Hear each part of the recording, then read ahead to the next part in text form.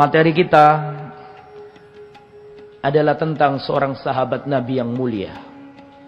Tiada di antara kita yang tidak mengenalnya. Dan hendaklah kita menamai anak-anak kita dengan nama sahabat Nabi yang satu ini. Seorang panglima perang, jenderal terbesar dari jenderal-jenderalnya kaum muslimin, yang selalu hadir di peperangan bersama Rasulullah.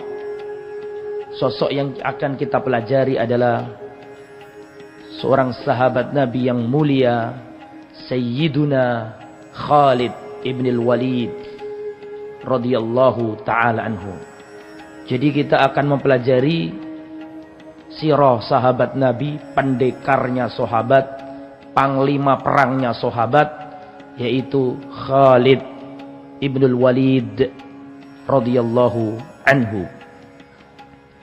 Siapakah Khalid ibn al-Walid radhiyallahu anhu? Beliau adalah Khalid ibn al-Walid bin al-Mughirah al-Qurashi, seorang Quraisy. Sama dengan Rasulullah, sama-sama Quraisy. Al-Makhzumi, dari suku Makhzum. Al-Makki, beliau orang Makkah, lahir di kota Makkah.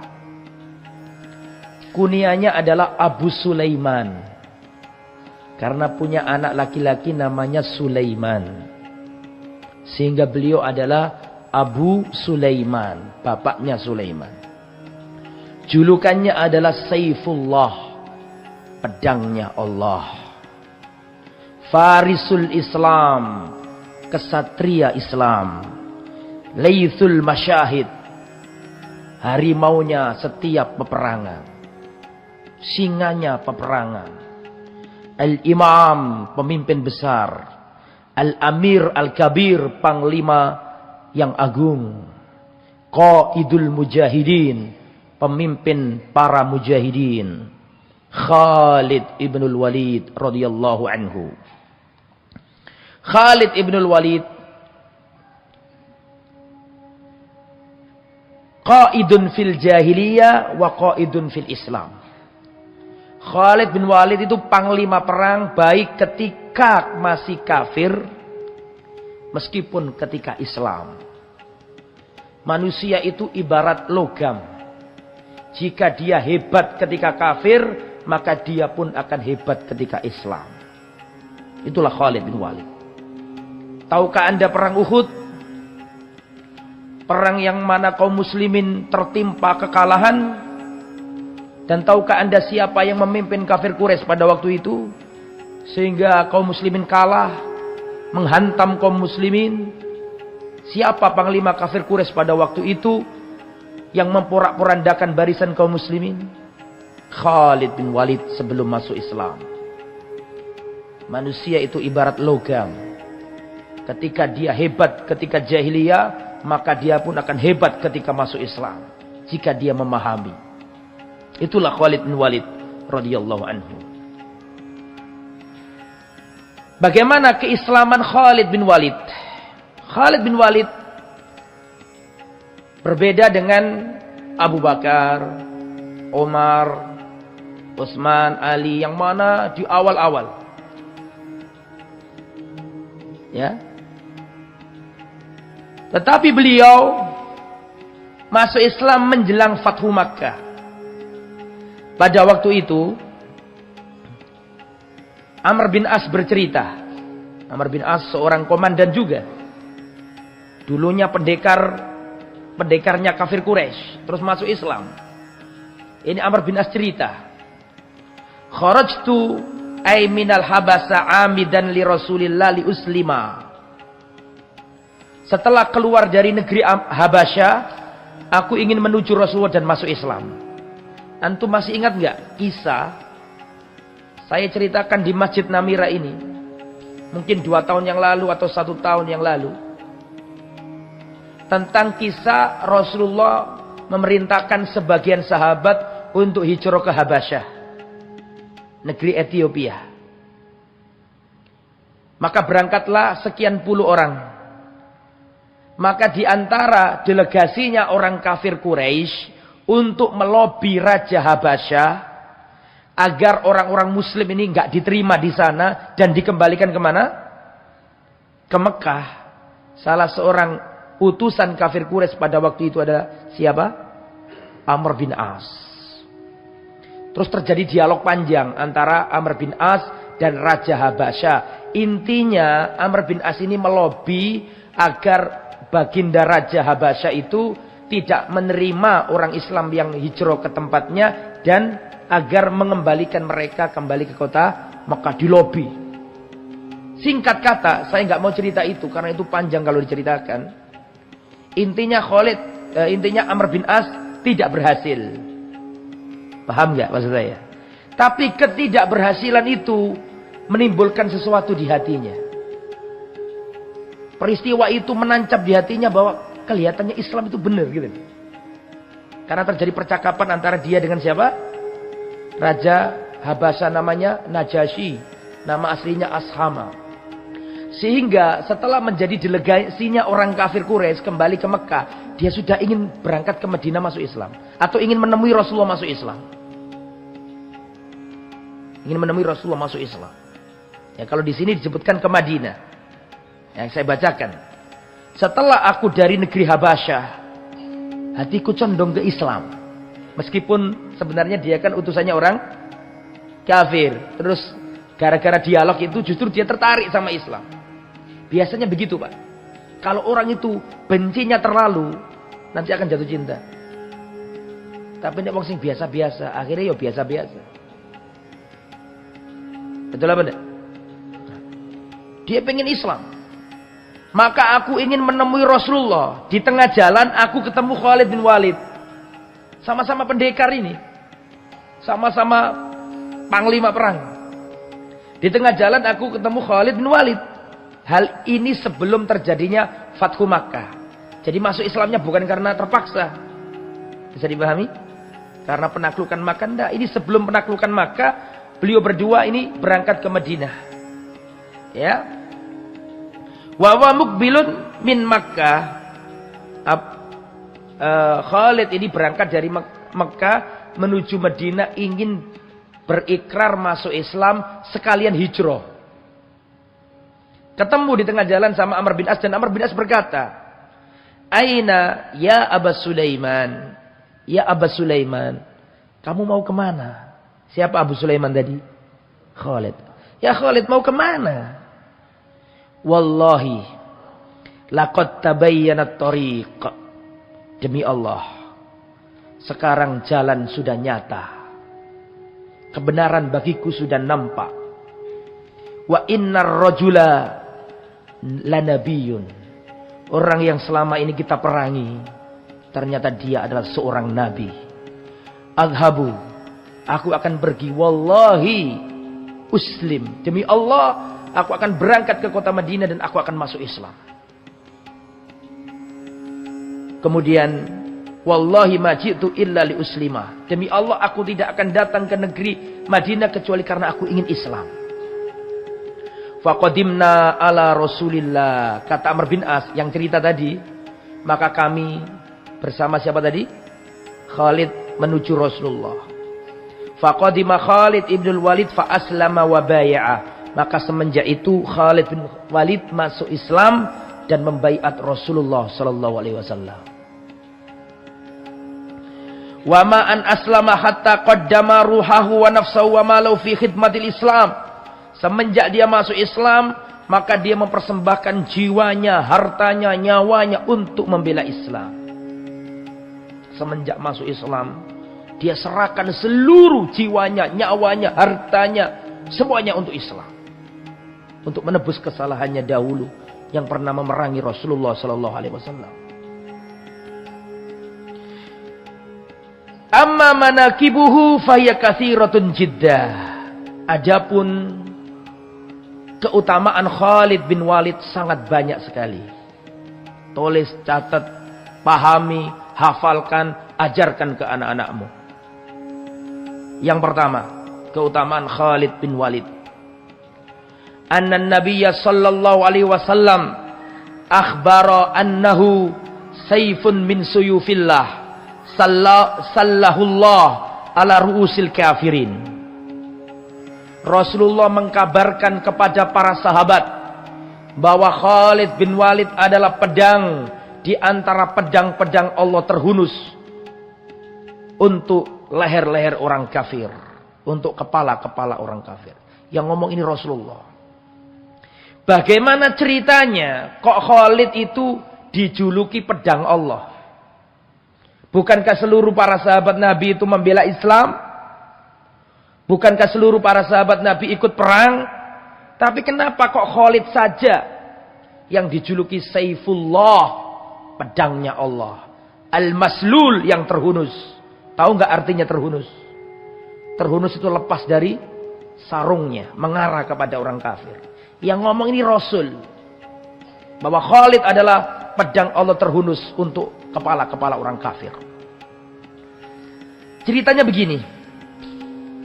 Rasulullah Sallallahu Alaihi Wasallam di suatu hari memerintahkan sahabat untuk siap berperang. Namanya perang Mu'tah. Dan perang Mu'tah ini musuhnya bukan kafir Quraisy. Kalau kafir Quraisy kecil. Perang Mu'tah ini musuhnya adalah Romawi Raya. Pada waktu itu tidak ada imperium yang menandingi dua imperium besar. Romawi dan Persia Empire. Bukan Sunda Empire. Tapi Persia Empire dan apa tadi? Romawi Empire. Itu benar-benar imperium kalau itu. Kekuatan besar. Tapi pada waktu itu karena orang-orang tentara salib mulai mengganggu kaum muslimin, Rasulullah persiapkan perang Mu'tah. Perang yang tidak sebanding. Ibarat ketika perang dunia, itu Uni Soviet melawan Amerika. Maksud saya Romawi dan Persia itu ibarat Uni Soviet dengan apa? Amerika. Kemudian ini Islam yang jumlahnya sedikit mau menantang Amerika. Misalnya zaman itu. Jadi Rasulullah yang sedikit jumlahnya melawan raksasa dunia pada waktu itu. Romawi. Dan kita tahu Romawi itu negaranya luas. Mesir jajahnya Romawi. Punya kerajaan namanya Mukaukis. Sampai Habasya Kristen. Nama rajanya Najasyi itu pun masih persemakmurannya Romawi. Berarti kan menunjukkan bahwa kekuatan Romawi itu pada waktu itu sampai menembus jantungnya atau menembus Afrika, saking luasnya. Nah, itu perang Mu'tah, itu perang para sahabat dengan kondisi yang terbatas dan dengan persenjataan yang terbatas melawan raksasa dunia. Perang Mu'tah. Rasulullah bisa memperkirakan dahsyatnya perang ini sampai-sampai Rasulullah menunjuk 3 komandan. Tidak pernah sekalipun Rasulullah menyiapkan perang dan menyiapkan 3 panglima kecuali perang itu. Kata Rasulullah SAW, kalian ya nanti akan dipimpin oleh Zaid bin Harisah, mantan anak angkatnya Rasulullah, lelaki yang sangat dicintai Rasul, sangat dikasihi Rasul. Namanya Zaid bin Harisah. Sejak kecil diasuh Nabi. Rasul mengatakan komandan perang adalah Zaid bin Harisah. Kalau nanti dalam perang ini Zaid bin Harisah gugur, maka panji Islam akan dipegang Ja'far bin Abi Thalib, sepupu Rasulullah. Abu Thalib kan paman Nabi. Ja'far anaknya Abu Thalib, berarti kan sepupu Nabi. Saudaranya Ali bin Abi Thalib. Kalau Zaid bin Harisah gugur, panji perang akan dibawa panglima yang baru, yaitu Ja'far bin Abi Thalib. Dan nanti seandainya Ja'far gugur, maka panglima panji Islam kepemimpinan akan dipegang oleh Abdullah bin Rawahah. Berangkatlah pasukan melawan tentara salib, tentara Romawi inilah peperangan antara kaum muslimin dan tentara salib pertama kali dalam sejarah. Perang apa namanya? Perang Mu'tah. Dengan jumlah yang tidak seimbang.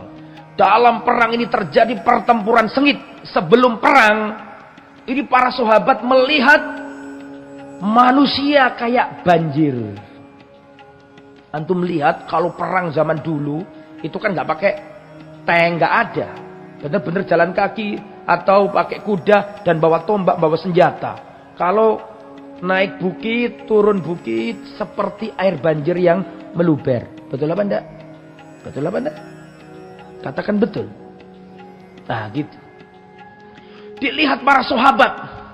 Jumlah mereka banyak sekali. Akhirnya para sahabat saling berkata, gimana ini? Apa enggak lebih baik kita kirim surat kepada Rasulullah agar Rasulullah menambah personil kita? Enggak mungkin kita melawan pasukan seperti raksasa, seperti lautan buih. Banyak sekali kayak gitu. Bagaimana kita bisa menang? Para sahabat ada yang usul dulu, kita sampaikan ke Rasulullah agar nambah pasukan. Langsung Abdullah bin Rawaha menolak. Jangan. Wallahi selama ini kita berperang bukan karena jumlah. Wallahi peperangan inilah yang kalian datang karena ingin mencari kesyahidan. Ada dua pilihan. Kita memperoleh kemenangan atau mati sebagai seorang syahid suhada. Gak usah kita ngirim surat kepada Rasulullah. Peperangan inilah yang kita cari. Untuk apa kita di dunia ini kalau gak mencari kesyahidan? Akhirnya para sahabat sepakat dengan pendapatnya siapa tadi? Abdullah bin Rawaha. Terjadi perang yang tidak seimbang. Kaum muslimin banyak yang gugur. Sehingga komandan perang yang namanya Zaid bin Harisah gugur. Antum tahu itu Rasulullah ada di mana pada waktu itu? Rasulullah di Medina, tidak ikut perang. Rasulullah di depan para sahabat yang tidak berperang berkata, sekarang Zaid gugur. Seperti lihat siaran langsung. Sekarang Zaid gugur. Dan sekarang bendera pedang dan sekarang bendera perang dibawa Ja'far. Dan saya melihat Ja'far gugur. Ja'far membawa bendera, ditebang atau ditebas tangannya. Lepas tangannya Ja'far. Diambil dengan tangan kirinya bendera Islam. Ditebas lagi sehingga Ja'far hilang kedua tangannya. Kemudian Ja'far gugur. Makanya Ja'far ini dijuluki At-Tayyar. Lelaki yang terbang di surga. Saya melihat Ja'far terbang ke sana kemari dengan dua sayapnya. Allah ganti lengannya tadi dengan sayap. Terbang ke surga sesuka hatinya. Wala tahsabanna alladziina qutilu fi sabilillahi amwata. Janganlah kalian mengira orang yang mati di jalan Allah itu mati. Dak. Janganlah kalian mengira orang yang gugur di jalan Allah itu mati. La. Akan tetapi mereka dapat rezeki di sisi Allah. Kata Rasulullah, setelah itu pedang dibawa Abdullah bin Rawaha. Seperti yang dikatakan Nabi tadi. 3 apa? Komandan. Maka aku melihat Abdullah bin Rawaha gugur. Abdullah bin Rawaha gugur. 3-3-nya yang disediakan Nabi sebagai komandan tewas semua. Kata Rasulullah, aku melihat, kata Rasulullah SAW. Setelah itu Rasulullah mengucapkan Rasulullah sedih. Bahkan dalam riwayat Rasulullah menangis ketika menceritakan 3 sahabat kesayangannya itu gugur. Kemudian Rasulullah mengatakan, aku melihat bendera diambil oleh Saifun min suyufillah. Setelah 3-3-nya tewas, kata Rasulullah SAW, aku melihat bendera di bawah Khalid bin Walid. Padahal Khalid bin Walid tidak dicantumkan 3 yang ditunjuk Nabi. Tapi dalam kondisi panik. Dalam kondisi genting. Seluruh komandan yang ditunjuk Nabi tewas semuanya, gugur di jalan Allah. Maka Khalid bin Walid langsung berinisiatif ngambil itu apa? Pemimpin. Dia mengangkat dirinya untuk jadi pemimpin. Langsung diambil alih pasukan oleh Khalid bin Walid. Sehingga bendera itu di tangan Khalid bin Walid dan Rasulullah mengatakan bendera Islam dibawa saifun min suyufillah. Sekarang bendera Islam dibawa pedang di antara pedang-pedang Allah yang terhunus. Allahumma saifun min suyufika fansurhu. Ya Allah, bendera Islam dibawa pedang di antara pedang-pedangmu, ya Allah, tolonglah ia. Itu Nabi ada di mana? Di Madinah. Maka apa yang terjadi? Khalid bin Walid dengan kepahlawannya mengatur strategi bagaimana caranya agar pasukan yang sedikit ini bisa mundur dan melepaskan diri dari kungkungan orang-orang kafir yang sangat melimpah ruah pada waktu itu. Akhirnya kaum muslimin berhasil lolos dan mengurangi kekalahan. Semenjak kejadian itu, Khalid bin Walid dijuluki Saifun min suyufillah. Pedang di antara pedang-pedang Allah. Sabbahullah alal kufar. Yang Allah timpakan kepada leher-lehernya orang kafir. Semenjak kejadian itu, Khalid bin Walid dijuluki Saifullah. Pedangnya Allah. Perang Mu'tah itu kalah apa? Menang. Kaum muslimin. Yang saya ceritakan tadi kalah apa menang? Kalah. Nggak mungkin menang lah. Lawan Romawi pada waktu itu. Secara zahir kalah. Tapi di balik itu banyak keuntungannya untuk Islam. Mana keuntungannya? Tak jelaskan, dengarkan. Jangan lihat kekalahannya. Semenjak kejadian itu secara politik kaum muslimin ratingnya naik berkibar-kibar. Kenapa? Karena pada waktu itu Rasulullah dan para sahabat digambarkan sebagai kelompok yang kecil, yang teraniaya, kafir Quraisy terlunta-lunta, diusir, kan gitu, betul apa enggak? Tapi semenjak berhasil menantang Romawi terlepas dari kalah apa menang, tapi peperangan itu diukir sejarah, diriwayatkan seantero dunia pada waktu itu bahwa ada perang. Namanya perang Mu'tah. Muhammad dan sahabat yang sedikit melawan Romawi yang raksasa. Sehingga kaum muslimin mempunyai kedudukan tinggi di mata dunia. Sehingga kafir Quraisy pun gak berani sekarang. Paham gak maksudnya? Kafir Quraisy masih ecek-ecek. Ini sudah apa? Romawi.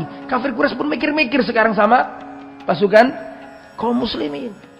Sehingga dengan kejadian itu justru pamornya kaum muslimin semakin apa? Tinggi di mata bangsa Arab yang lain. Mana ada sejarah Arab berperang sama Romawi. Itu pertama kali. Membuat suku-suku Arab itu terperanjat. Dan ini juga nanti menjadi bekal kekuatan Islam. Ya. Semenjak itulah dijuluki Saifun min suyufillah. Pedang di antara pedang-pedangnya Allah. Kemudian ikhwatal iman yang dirahmati oleh Allah. Ketika zamannya Abu Bakar As-Siddiq, banyak orang-orang murtad. Betul apa ya? Enggak. Sudah saya ceritakan dulu. Zamannya Abu Bakar As-Siddiq banyak orang murtad. Maka Khalid bin Walid ditugaskan oleh Abu Bakar As-Siddiq untuk menumpas nabi-nabi palsu dan pengikutnya. Di antaranya adalah Musailamah Al-Kadzdzab. Khalid jenderal penumpasan nabi palsu. Dan Khalid bin Walid pernah diutus Abu Bakar As-Siddiq pergi ke negeri Irak untuk menaklukkan pada waktu itu. Maka berangkatlah Khalid bin Walid dengan 9.500 pasukan menuju negeri Irak. Dan dalam perang itu dengan cepat Khalid bin Walid memenangkan peperangan. Dan Khalid tidak pernah perang kalah, itu tidak pernah. Khalid tidak pernah perang kalah, tidak pernah. Khalid itu orang satu seperti 1.000. Kalau perang tewas kabeh gitu loh. Itu Khalid itu. Kalau sing wani karo Khalid. Setelah berhasil membereskan Irak, pasukan kaum muslimin terjadi peperangan di Syam. Syam itu pada waktu itu dikuasai Romawi. Ini peperangan kedua, melanjutkan di zaman Nabi perang apa tadi?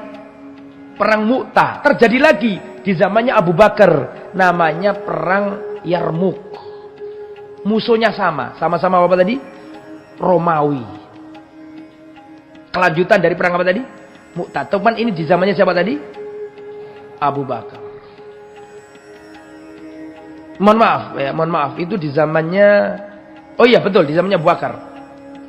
Terus Khalid bin Walid diminta kirim surat kilat. Pakai penunggang kuda cepat dibawa ke Khalid. Khalid, segera kamu bantu saudara-saudaramu yang ada di mana? Syam. Mereka membutuhkan pertolongan. Maka Khalid bin Walid langsung membawa pasukannya dari negeri Irak sampai ke Syam. Setelah ini nanti pulang ke rumah lihat peta. Coba ada peta di sini tak terangkan sampean. Dari Irak ke Syam, maka seorang komandan harus mencari jalan tercepat dari Irak ke mana tadi? Syam. Untuk menolong saudara mereka yang ada di mana?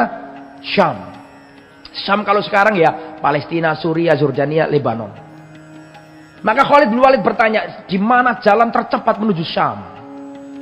Dibilangi sama orang-orang. Kalau jalan yang umum biasa dipakai jalan ini, tapi ini agak lama. Kalau mau cepat harus memotong gurun pasir yang panas menganga. Itu lebih cepat. Maka Khalid bin Walid mengatakan kita akan mengarungi lautan padang pasir. Perangkat sama pasukannya. Padahal sudah dibilangi, kok akan binasa. Pokoknya kalau kamu ikut jalur padang pasir ini, suatu saat kamu hari ini harus ketemu pohon ini. Kalau pada hari ini kamu belum menemukan pohon ini, khawatir kalian mati dan kehabisan bekal, kelaparan dan mati kehausan semuanya. Pokoknya hari ini harus melihat apa tadi? Ciri khasnya. Tak peduli Khalid. Tawakal ala Allah. Berangkat Khalid membawa pasukannya. Di tengah jalan habis air. Sama sekali. Satu tetes tidak ada. Gimana ini caranya? Tak ada air. Akhirnya Khalid bin Walid memerintahkan pasukannya untuk menyembelih unta-unta. Tahu nggak? Unta itu satu-satunya hewan yang bisa menyimpan air. Dan satu-satunya hewan yang Rasulullah menyuruh orang pada zamannya untuk meminum kencingnya. Dia pernah minum kencing unta. Ada seorang yang sakit perut datang ke Nabi. Atau sakit. Kata Nabi disuruh minum kencing unta. Sudah pernah ibu-ibu? Bapak-bapak? Belum pernah juga? Sama, saya juga belum. Maka disembelih unta-unta itu, dikeluarkan airnya, diminumi sama sahabat Nabi. Penderitaannya luar biasa. Berangkat. Terus sampai ke Syam. Ketemu Syam. Dalam perang Yarmuk itu. Setelah itu ikhwatal iman yang dirahmati oleh Allah Subhanahu wa taala. Pada waktu itu jumlahnya kaum muslimin 30-an ribu. Jumlahnya tentara Romawi ada yang mengatakan ratusan ribu, ada yang mengatakan 240 ribu. Pikiran dewe, bagian. Gak sebanding belas. Betul apa enggak? Maka datanglah jenderalnya Romawi. Ada yang mengatakan George, ada yang mengatakan Mahan, atau ada dua pribadi yang memang beda. Mahan ini datang kepada Khalid dan mengatakan, "Ya Khalid, kami tahu kalian ini bangsa Arab, bangsa yang di tanah airnya nggak ada makanan, nggak ada minuman. Kalian datang ke sini karena kelaparan. Bagaimana kalau kita nggak usah perang saja? Jumlah kalian berapa tadi kurang lebih? 30-an ribu. Per orang akan saya kasih 1 dinar. Saya kasih makan, tapi pulanglah ke negeri kalian." Bayangkan. 1 dinar kali 30-an ribu orang. Mohon maaf, bukan 1 dinar. 10 dinar. Mohon maaf, saya salah ngomong. 10 dinar. Per orang dikasih 10 dinar. Jumlahnya kaum muslimin kurang lebih berapa tadi? 30-an ribu. 30 ribu kali 10 dinar berarti berapa dinar? 300 ribu dinar. Betul? Betul apa enggak? 1 dinar saja itu 4,25 gram emas murni. Emas murni. Kalau sekarang 1 gram emas murni berapa? Murni loh ya, bukan yang KW sekian, KW 2, KW 3, KW 1. Berapa sekarang? Aku nggak takon bapak-bapak nggak percaya. Aku takon ibu-ibu. Soalnya ibu-ibu senengane emas. Iya kan? Mas Bambang, Mas Faisal. Bu, 1 gram berapa bu? Emas murni 600 sampai 700, betul ya? Fluktuatif. Kalau ini dihitung kelamaan, kita kan nggak belajar matematika di sini ya. Intinya kebayang nggak? Berarti anggaplah 700.000 atau 600.000. Seingat saya terakhir saya lihat 700.000, nggak tahu sekarang. 700.000 kali 4 berapa? 28. Itu belum yang seperempatnya tadi ya kan? Intinya banyak. Kali 10.000 dulu. Kali 10 dulu. Betul apa enggak? Betul apa enggak? Kali 10 dulu. Nanti kalau sudah dikalikan 10 kali berapa? 30.000. Intinya luar biasa. Wahai Khalid, aku tahu kalian ini bangsa Arab. Bangsa yang di negerinya nggak ada apa-apa. Tandus gersang. Kalian kesini cari makan, cari pakaian. Sudah pulanglah, hitung prajuritmu. Setiap orang kami kasih 10 dinar. Besok tahun depan datang ke sini, kami kasih lagi. Bukankah demikian? Kata Khalid, bukan karena itu kami datang kemari, wahai jenderal. Lalu apa? Wallahi kami adalah bangsa peminum darah. Dan kami mendengar darahnya orang Romawi adalah darah terlezat di muka bumi. Maka kami datangkan kepada kalian kaum yang mencintai kematian sebagaimana kalian mencintai kehidupan. Takut jenderal Romawi. Dalam riwayat nanti masuk Islam. Ditanya lagi, penasaran jenderal.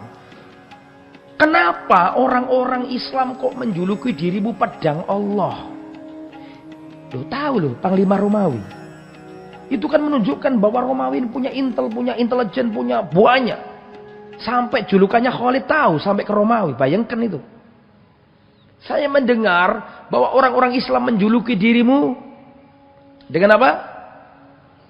Dengan pedang Allah. Apakah Tuhanmu menurunkan pedang kepada Nabimu Muhammad SAW terus diberikan kepadamu? Enggak. Lalu kenapa kamu dijuluki pedang Allah? Kamil kaum jahiliyah. Allah datangkan kepada kami, utus seorang nabi kepada kami. Kemudian kami beriman kepadanya, mentauhidkannya. Maka kami beriman kepadanya dan kami berperang di jalan Allah.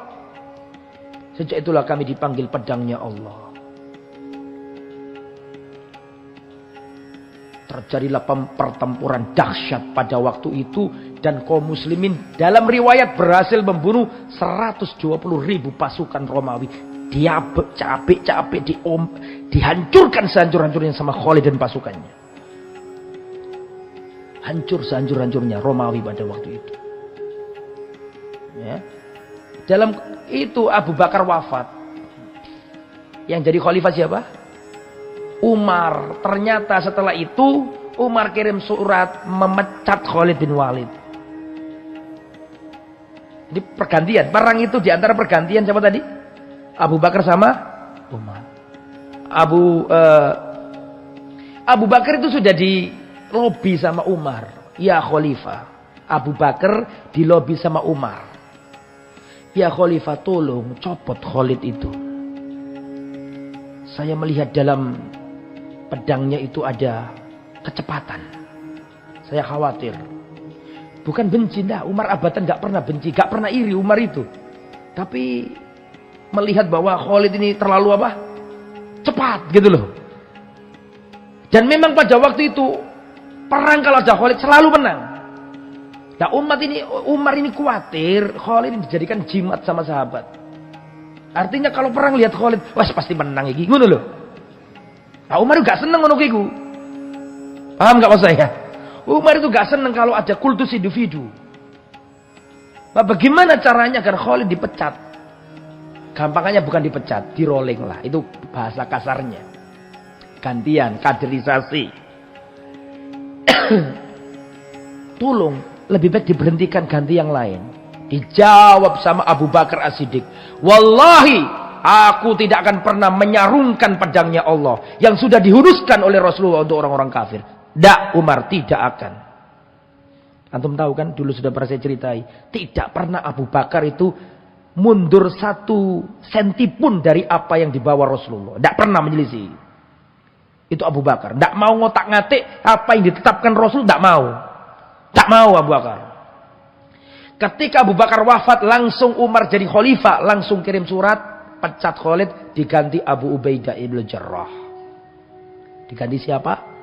Abu Ubaidah ibn Jarrah. Tetap perang, gak kayak saiki ngambekan. Terus gak jadi pemimpin, ngambek aja. Nggak, terdepan Khalid.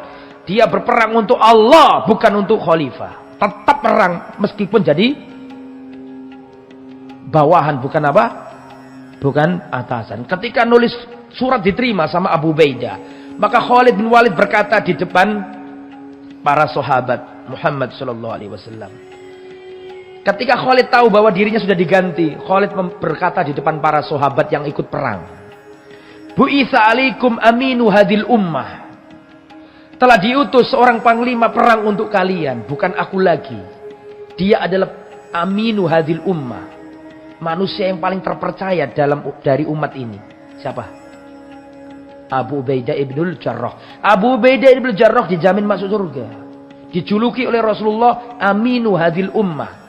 Orang paling terpercaya di kalangan umat ini. Bahkan Umar bin Khattab sebelum wafat pernah mengatakan, ketika disuruh nunjuk khalifah, wahai Umar, tunjuk siapa yang jadi khalifah. Kata Umar, seandainya Abu Ubaidah ibnul Jarrah masih hidup, langsung aku tunjuk dia jadi khalifah.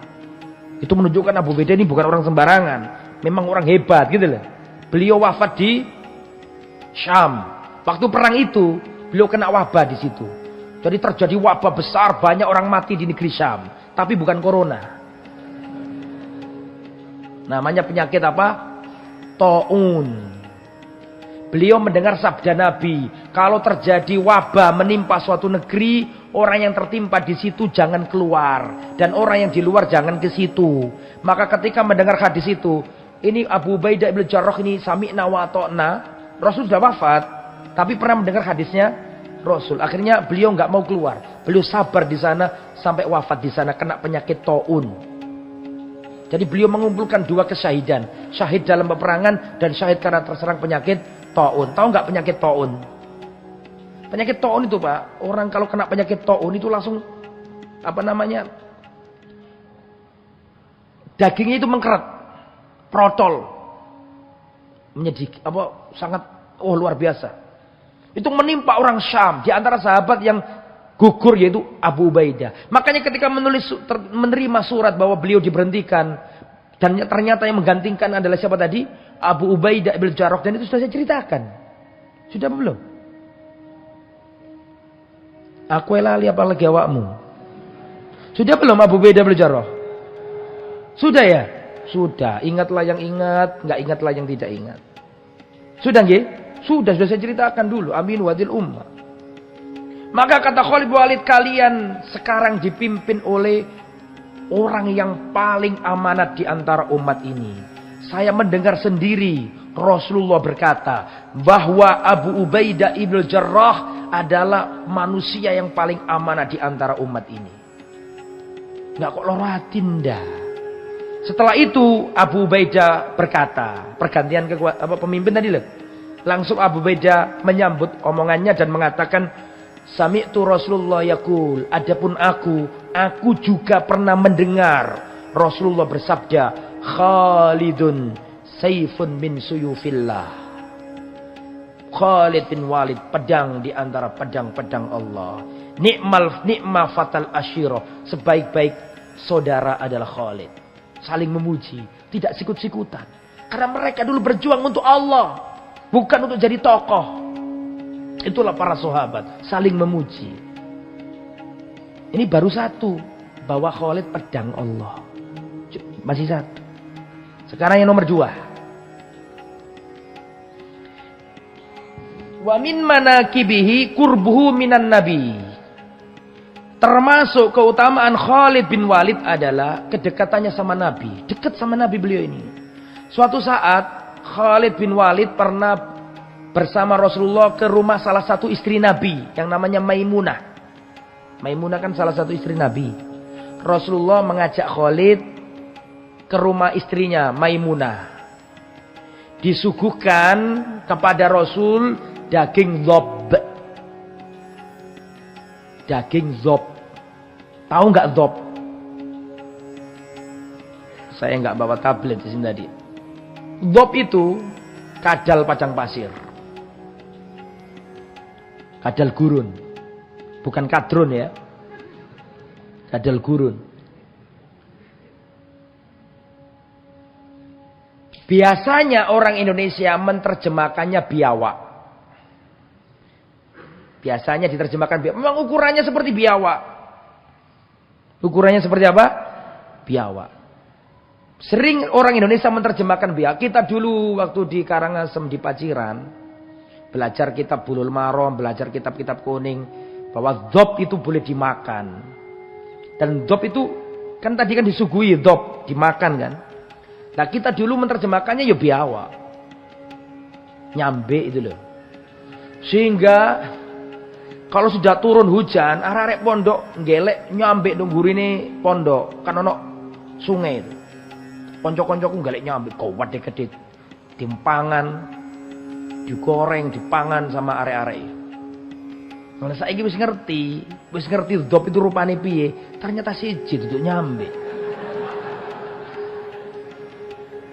Saya sudah membuat video tentang perbedaan dhob sama apa tadi? Sama biawak.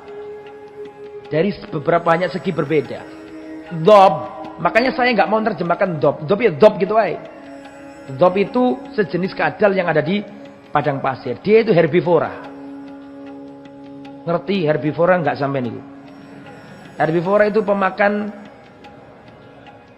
tumbuhan. Makan rumput, makan bunga gitu. Ya. Nah, kalau nyambe ndak mangan sak karepe. Pitik ya dipangan, bangkai ya dipangan, ulo ya dipangan. Berarti dia omnivora dan bertaring, berkuku tajam. Saya punya mertua di Tracal Karanggendeng itu, nek bengi senengane pitike digondoli nyambe iki. Iya kan? Nyambe senengane gondol pitik. Berarti dia kan predator. Siba haram dalam Islam gak boleh dimakan. Lah gara-garanya salah terjemahan, salah hukumnya pisan. Makanya hati-hati terjemahkannya, ya.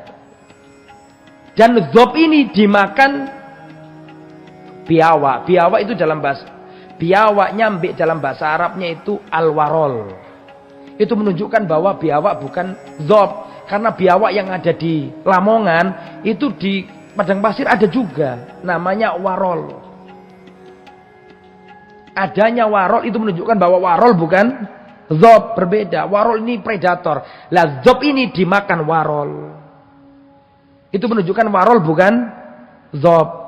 Saya mencoba ketik di internet. Al-warol yakulu az-dhob. Iso nulis Arab tagak awakmu iku. Nah, sampean tulis gitu, al-warol yakulu az-dhob, akan muncul nyambe makan dhob. Itu menunjukkan pribadi yang berbeda. Ya, kok jadi belajar itu kenapa tadi kita? Kembali ke materi ya. Kembali ke materi. Jadi Rasulullah sama Khalid bin Walid kemana tadi? Ke rumah salah satu istri Rasulullah. Terus disuguhkan daging dhob.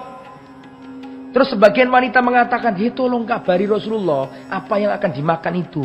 Jangan-jangan beliau nggak tahu daging apa itu. Maka Rasulullah mau makan. Terus dikasih tahu, ya Rasulullah, itu daging dhob. Maka Rasulullah nggak jadi makan. Rasulullah nggak jadi apa? Makan. Ditanya sama Khalid, ya Rasulullah, aharamun. Apakah dhob ini haram? Kata Rasulullah, lah, nggak haram. Walakinnahu ta'amun laisa fi qaumi, tapi ini bukan makanan kaumku. Ini bukan makanan bangsaku. Orang Makkah enggak ada yang makan apa? Dhob. Kejadian itu kan mungkin di mana? Di Madinah. Fa ajiduni aafuhu. Aku enggan makan dhob ini. Tapi enggak melarang. Khalid makan. Enggak dilarang sama Nabi. Seandainya haram kan pasti dilarang. Khalid makan tapi enggak dilarang sama Nabi. Jadi boleh makan dhob. Antum cari di internet buahnya itu orang-orang Arab cari-cari dhob dimakan, jadi nasi kebuli banyak sama dhob ini. Dan memang boleh dimakan. Dhab ini makannya tumbuhan. Memang bersih dia. Nggak seperti apa tadi? Satunya tadi. Ya, kayak duluri padahal duluri. Ya. Nah, ini menunjukkan bahwa sampai diajak Nabi, bertemu sama Nabi, diajak ke rumahnya. Itu kan menunjukkan bahwa Khalid ini apa? Dekat sama Nabi. Terus nomor 3. Kita cepat dikit ya. Wa min manaqibi khaufu minallah. Termasuk keutamaan Khalid adalah rasa takutnya kepada Allah. Dan segera kembali kepada kebenaran jika dirinya salah. Cepat tobat kalau dirinya merasa salah. Ada cerita. Tahu nggak, saya mau tanya ke jenengan semuanya. Siapakah wanita yang pertama kali syahid di dalam Islam?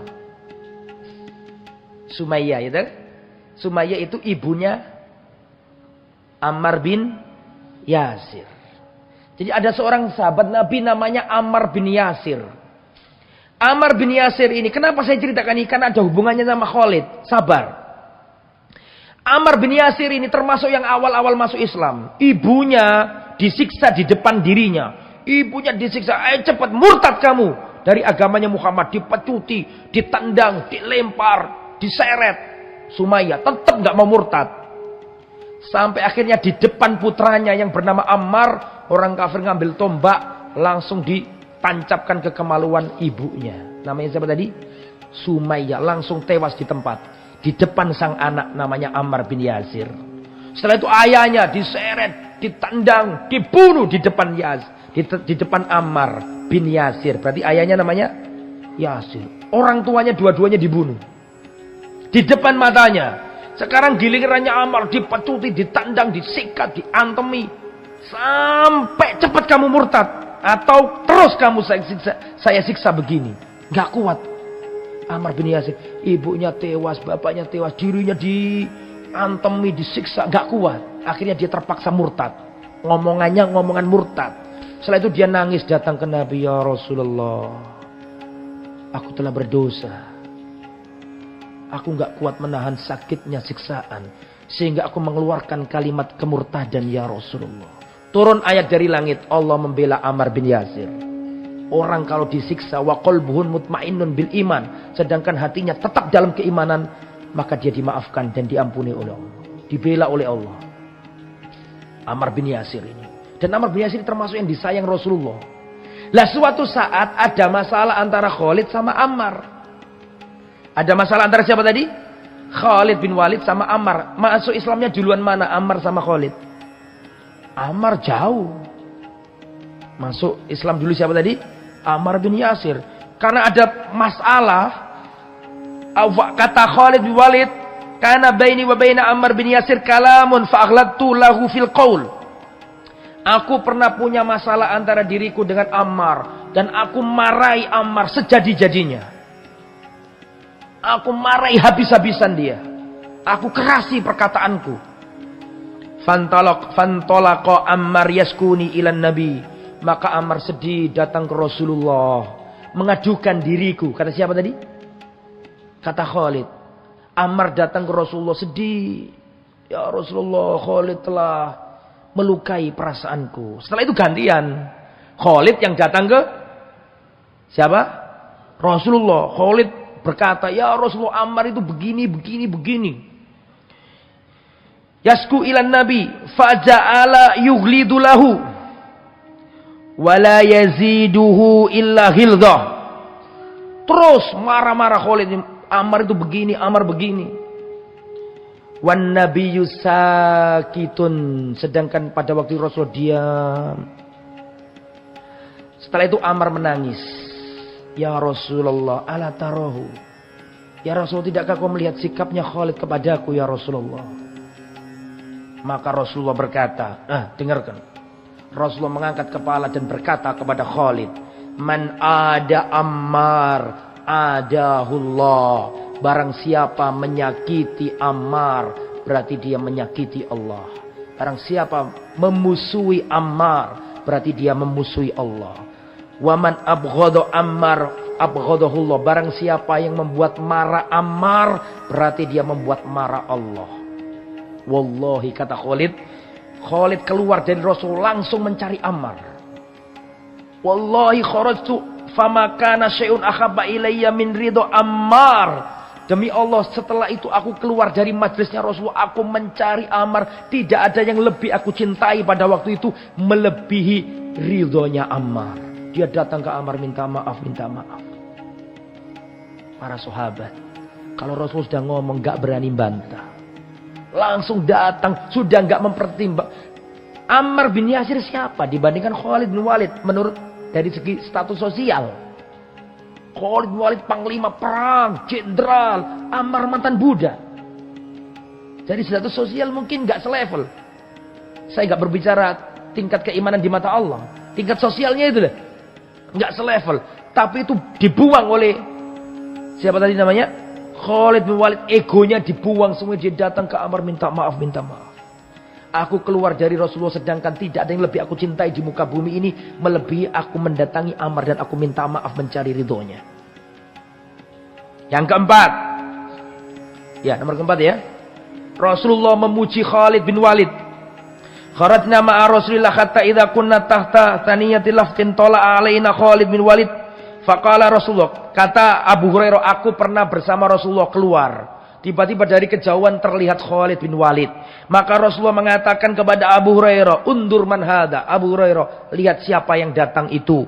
Maka aku menjawab, yang datang adalah Khalid bin Walid ya Rasulullah. Maka Rasulullah mengatakan, ni'ma Abdullah hada. Sebaik-baik hambanya Allah, ya orang ini. Siapa maksudnya? Khalid bin Walid. Rasulullah juga mengatakan, ni'ma Abdullah wa akhul akhsyira Khalid bin Walid. Sebaik-baik hamba Allah dan sebaik-baik saudara adalah Khalid. Saifun min suyufillah. Pedang di antara pedang-pedangnya Allah. Sallahullah, yang Allah hunus di depan kepala-kepala orang kafir. Dipuji Rasulullah di depan para sahabat. Nomor berapa ini? 5. Sabar ya, karena tanggung besok ceritanya terputus. Harus sabar dikit. Wa min manaqibihi annau qatalal Uzza, termasuk keutamanya Khalid, beliau yang berhasil membunuh Uzza. Tahu enggak Uzza? Uzza itu berhala yang disembah itu loh.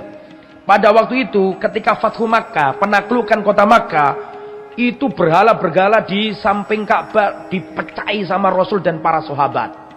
Setelah itu Rasulullah SAW menyuruh Khalid untuk pergi ke Uzza. Uzza itu berhala tapi bukan patung. Jadi berhala itu gak mesti patung. Sesembahan. Uzza itu pohon kurma gede. Disembah sama orang-orang. Jadi kuburan itu jadi berhala. Terus pohon itu jadi berhala. Keris itu jadi berhala. Akik itu jadi berhala. Paham ya? Lebih luas. Gak mesti apa? Gak mesti patung. Kata Rasulullah mengatakan, wahai Khalid, segera pergi dan hancurkan yang namanya Uzza itu. Jadi ada pohon besar, dikasih kain, dibuat penyembahan, dikasih rumah-rumahan. Maka Khalid berangkat ke tempat itu, dihancurkan sama Khalid. Tempat itu dihancurkan sama Khalid. Setelah selesai, maka Khalid datang ke Rasulullah, mengabarkan bahwa misi telah dilaksanakan. Kata Rasulullah, irji, kembali ke tempat itu. Fa innaka lam tasda' syai'a, kamu belum melakukan apa-apa. Heran Khalid, wis tak entek iki padahal. Kok dari Rasulullah sik durung. Heran, maksudnya Rasulullah itu apa ini? Akhirnya berangkat Khalid ke tempat itu, diperiksa Khalid lagi, ternyata muncullah wanita. Rambutnya acak-acakan koyok gendruwo. Saya gak ngerti, aku gak ngerti gendruwo ya. Munculnya perempuan jelek. Rambutnya awut-awutan. Nah ini yang namanya Uzza itu. Setannya penunggunya ya ini. Dibunuh sama Khalid, mati. Memang sunnahnya kalau kita itu ketemu setan, kita disuruh ngelawan. Ojo melayu. Serius. Itu banyak riwayat dari para salaf. Sampean kalau ketemu pocong, percaya karo aku ya. Nek ketemu pocong, ojo melayu. Paraken tuwapuken, insyaallah menungso. Insyaallah menungso. Bapakku ngajari aku, gak ono pocong kabeh ku menungso. Dulu itu modus, Pak. Zaman biyen iku kan wong kan nang pasar kan bengi-bengi. Zaman biyen mlaku toko ketapang nang Lamongan. Toko biyen kan nek ngono. Ya, toko desaku iku lho nang Ketapang, ben ku mlaku, Pak. Lah zaman biyen iku ngono iku modus, tengah wengi ana wong-wong nang gone pasar nyunggi apa? Nyunggi barang-barang, muncul pocong. Tujuane wong iku cek melayu barange dijupuk. Makanya pocong rata-rata menungso. Wong kita juga belum kenalan ada sungguh pocong temenan apa enggak ya gak ero kan. Makanya sunahnya kalau ketemu setan datangi pukul. Jangan lari. Silakan dicoba ya. Tapi jangan pengen ketemu setan. Tapi kalau ketemu jangan lari. Datangi wantemin dasi. Serius itu termasuk sunnahnya para salaf. Para salaf kalau ketemu setan enggak takut. Datangi tapi sampeyan melayu duluan iku apa? Kembali ke materi. Nomor piro iki? Nomor 6 ya. Nomor 6. Sudah, selesai aja. Saya mau cerita. Khalid bin Walid ini wafatnya tidak di medan jihad. Puluhan perang. Tubuhnya penuh dengan luka. Tubuhnya ini penuh dengan sabatan pedang, lesatan anak panah, kena tombak. Tapi wafatnya tidak di medan jihad. Wafatnya itu di mana? Di ranjang, di kasur.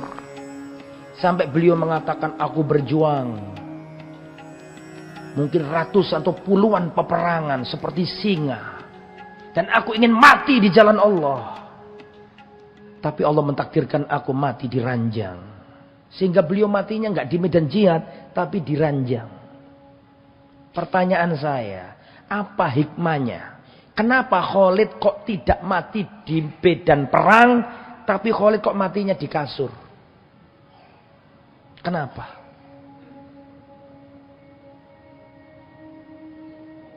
Apakah Allah nggak sayang sama Khalid? Kenapa kok nggak dijadikan mati syahid, tapi kenapa kok di kasur? Dialah yang membasmi nabi palsu, menghancurkan Persia, memporak-porandakan Romawi, matinya di kasur. Padahal beliau itu pengen mati di medan perang. Kenapa? Apa hikmahnya? Pegel ngenteni awakmu tak jawab dewi. Ya. Kenapa? Karena Khalid bin Walid itu pedangnya Allah. Seandainya Khalid itu kalah perang, mati di medan perang, nanti wong-wong ngomong pedangnya Allah mati. Dan Allah nggak ingin itu terjadi. Paham nggak? Allah nggak mau orang mengatakan pedangnya Allah tewas. Karena pedangnya Allah nggak boleh kalah. Makanya Allah mentakdirkan beliau nggak mati di medan jihad. Supaya orang tidak berkata pedang Allah dikalahkan. Sehingga sampai mati dia tidak pernah kalah statusnya. Selalu menang. Bisa dipahami? Karena dia adalah apa tadi? Pedangnya Allah. Dan Khalid di antara perkataannya yang luar biasa adalah wallahi. Perhatikan omongan ini.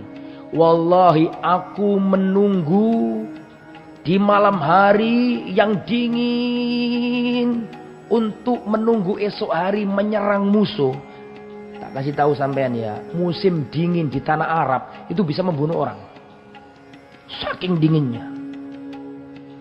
Itu Khalid bin Walid pernah mengatakan, wallahi demi Allah, aku di malam hari yang sangat dingin untuk menunggu esok hari menyerang musuh, wallahi lebih aku cintai daripada kemanten baruku dibawa kepada diriku.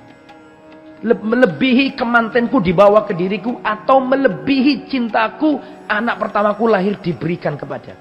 Paham gak maksudnya?